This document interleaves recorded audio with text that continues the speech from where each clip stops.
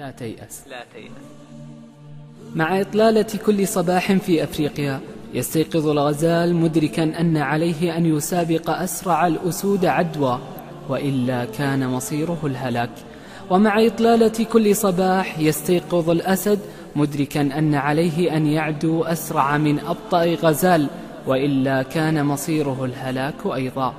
لا يهم أكنت أسدا أم غزال، فمع إشراقة كل صباح يتعين عليك أن تعدو أسرع من غيرك حتى تحقق النجاح. ولا تيأس حينما تفشل مرة أو مرتين، لأن الفشل ما هو إلا هزيمة مؤقتة تخلق لك فرص النجاح، فلا نجاح أبدا بدون فشل.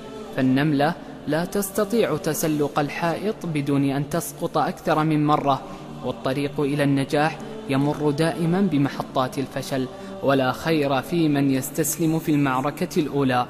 لا تتألم إذا فاتك مأرب، ولا تبكي إذا استعصى عليك منال، فالخير كل الخير فيما كتب لك. وتذكر دائما قول الله تعالى: وعسى أن تكرهوا شيئا وهو خير لكم. وضع في بالك دائما أن كل ملك عظيم كان طفلا باكيا، وكل بناية عظيمة كانت مجرد تصميم. ليس المهم من أنت اليوم، المهم ماذا ستكون غدا. لا تيأس، فلا شيء يستحق أن تتوقف عنده طويلا، أو أن تعلن انهزامك واستسلامك من أجله، لأن الفاشلين فقط هم من يفعلون ذلك.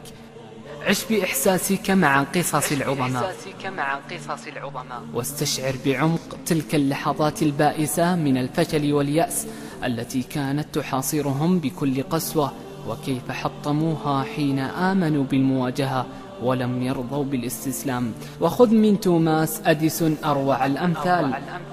هذا الرجل العظيم الذي ولد في مدينة ميلانو بولاية أوهايو الأمريكية، ولم يتعلم في مدارسها سوى 3 أشهر، فقد وجده ناظر المدرسة طفلا بليدا متخلفا عقليا، وتم طرده من المدرسة ولم يسمح له بمواصلة الدراسة فيها.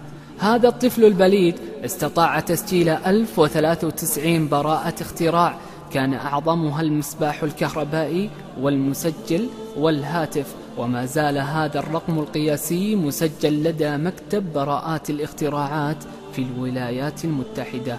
فهل نتعلم شيئا من قصة هذا المخترع الذي لم يحني رأسه لأعاصير اليأس القاتلة رغم اشتداد رياحها في سماء حياته أحيانا كثيرة؟ لا تتخاذل أو تتكاسل عندما يدلو عليك أحدهم بكلمة تكسر من مجاديفك أو تحطم من طموحاتك، بل تعلم أن تنهض وتنفض عنك غبار اليأس، وتجمع ذلك الحطام وتبني به درجا يصعد بك إلى القمة.